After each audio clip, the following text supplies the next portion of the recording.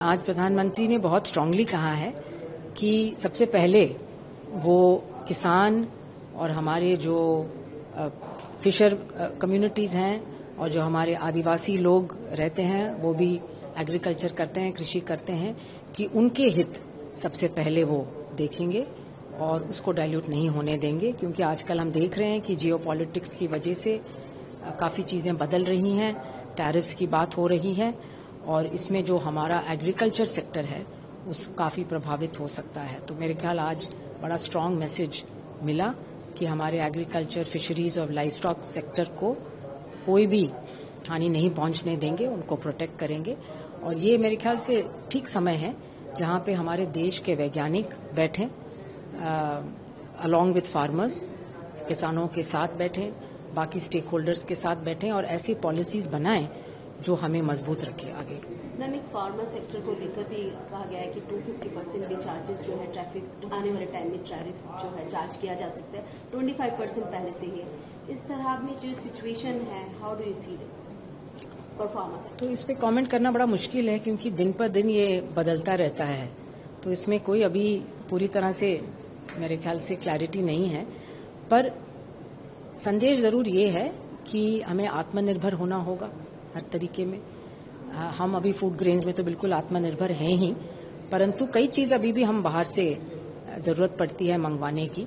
तो अब जो आगे जाके वैज्ञानिक जिस क्वेश्चंस पे काम करेंगे और किस तरह के वो चैलेंजेस उनको, ये अब बहुत क्लियर हो गया है कि हमें हर चीज़ में सेल्फ सफिशिएंसी लानी पड़ेगी। और अगर agriculture, horticulture, fisheries, live stock sector में कोई कमियां हमें अगर अभी दिख रही हैं तो ये ठीक टाइम है उसके ऊपर जोर देने की। जो हमारे आदरणीय प्रधानमंत्री जी ने जो मैसेज दिया है वो मैसेज को हम वेलकम करते हैं और हम पूरी तरीके से तैयार, हम कहते हैं एज साइंटिस्ट कि हमारे यहाँ सब इंडिजिनस नॉलेज और हमारा जो टैलेंट है भारतवर्ष में वो पूरा दुनिया में मशहूर है।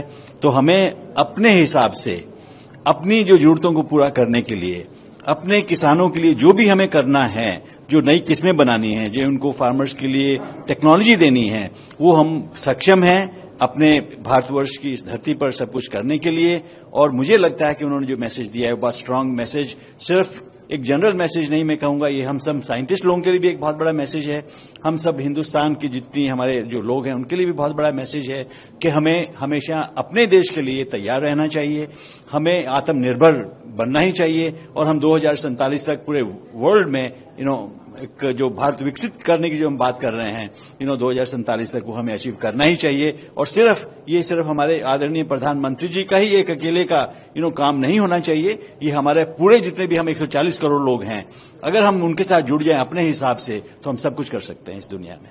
मेरा कहना यह है कि चूंकि हम जानते हैं कि जो इंडिया है, भारत है, ये कृषि प्रधान देश है और यहाँ पर जब हम बात करते हैं तो एग्रीकल्चर हमारे लिए सिर्फ बिजनेस नहीं है, यहाँ पर ये फार्मर्स के लिए लाइवलीहुड है।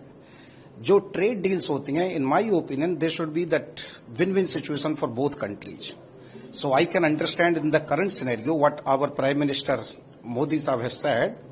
आई think this is in the interest of the farmers, because if we will go to this large percentage of tariff, that will be really very difficult situation, क्योंकि इससे हमारे यहाँ की जो कृषि है, कृषि पर बहुत प्रभाव पड़ेगा। और हमारे जो स्पेशली जब भारत में स्मॉल होल्डर फार्मर्स एग्रीकल्चर करते हैं, unlike in western world where we are having the agriculture is dominated by that big industry और सो।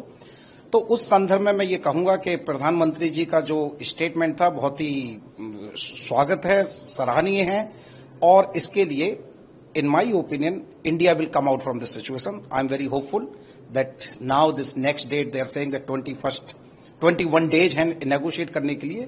I'm very hopeful that in next 21 days, India and the United States will come out with some win-win situation, जिससे कि long term में India के लिए, हमारे small holder farmers के लिए, उनके लिए win-win situation रहा, ये मेरा कहना है. So that's what I would like to say.